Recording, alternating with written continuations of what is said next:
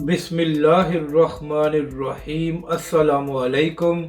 मैं हूं अली असगर और आप देख रहे हैं मेरा यूट्यूब चैनल।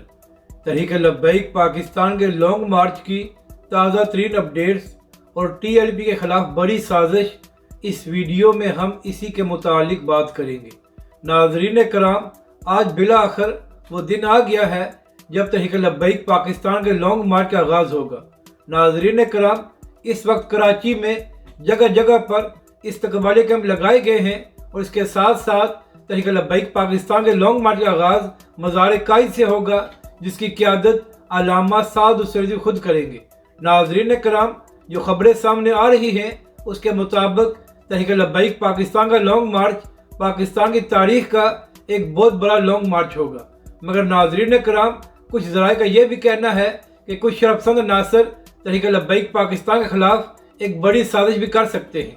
नाज़रीन कराम, ज़राए का कहना है कि कुछ शरपसंद नासर तहरीक लब्बैक पाकिस्तान के लॉन्ग मार्च की आड़ में तोड़ फोड़ करके तहरीक लब्बैक पाकिस्तान को बदनाम करने की कोशिश भी कर सकते हैं। तो इसी हवाले से तहरीक लब्बैक के कायदीन ने कारकुन को हुक्म दिया है कि अपने इर्द गिर्द नज़र रखी जाए और जैसे ही कोई शरपसंद नज़र आए तो उसको पुलिस के हवाले किया जाए। इसके साथ साथ नाज़रीन कराम, तहरीक लब्बैक पाकिस्तान ने अपनी सिक्योरिटी को भी सख्त किया हुआ है ताकि साजिश करने वाले कामयाब ना हो सके, क्योंकि नाज़रीन कराम, बहुत से लोगों को तहरीक लब्बैक पाकिस्तान और अल्लामा साद उसैदी की मकबूलियत हजम नहीं होती।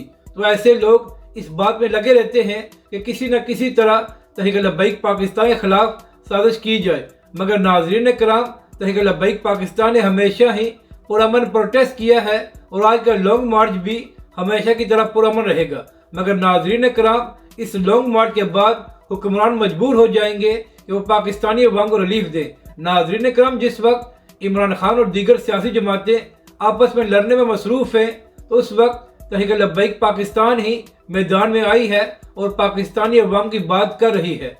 अपनी राय का ज़रूर इज़हार करें कि आपको ये वीडियो कैसी लगी और हमारे इस चैनल को भी सब्सक्राइब करें।